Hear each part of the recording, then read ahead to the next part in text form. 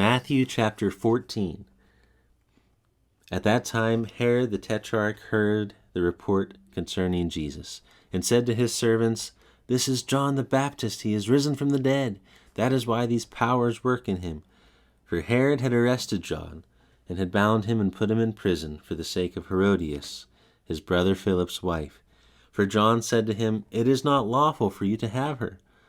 When he would have put him to death, he feared the multitude, because they counted him as a prophet. But when Herod's birthday came, the daughter of Herodias danced among them and pleased Herod, whereupon he promised with an oath to give her whatever she would ask. She, being prompted by her mother, said, "Give me here on a platter the head of John the Baptist." The king was grieved, but for the sake of his oaths, and of those who sat at the table with him, he commanded it to be given.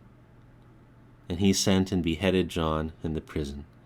His head was brought on a platter and given to the young lady, and she brought it to her mother. His disciples came and took the body and buried it. Then they went and told Jesus. Now when Jesus heard this, he withdrew from there in a boat to a deserted place. When the multitudes heard it, they followed him on foot from the cities. Jesus went out and saw a great multitude. He had compassion on them and healed their sick. When evening had come, his disciples came to him, saying, "This place is deserted, and the hour is already late. Send the multitudes away, that they may go into the villages and buy themselves food." But Jesus said to them, "They don't need to go away. You give them something to eat."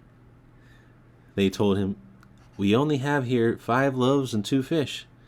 He said, "Bring them here to me." He commanded the multitudes to sit down on the grass, and he took the 5 loaves and the 2 fish, and looking up to heaven, he blessed, broke, and gave the loaves to the disciples, and the disciples gave to the multitudes. They all ate and were filled. They took up 12 baskets full of that which remained left over from the broken pieces. Those who ate were about 5,000 men, in addition to women and children. Immediately Jesus made the disciples get into the boat, and to go ahead of him to the other side, while he sent the multitudes away. After he had sent the multitudes away, he went up into the mountain by himself to pray. When evening had come, he was there alone.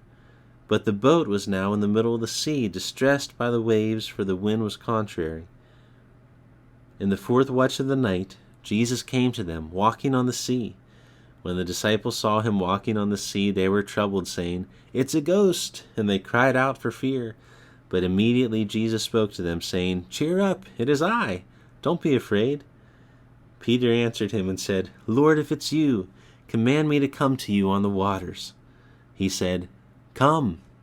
Peter stepped down from the boat and walked on the waters to come to Jesus. But when he saw that the wind was strong, he was afraid and began to sink. He cried out, saying, "Lord, save me." Immediately Jesus stretched out his hand, took hold of him, and said to him, "You of little faith, why did you doubt?" When they got up into the boat, the wind ceased.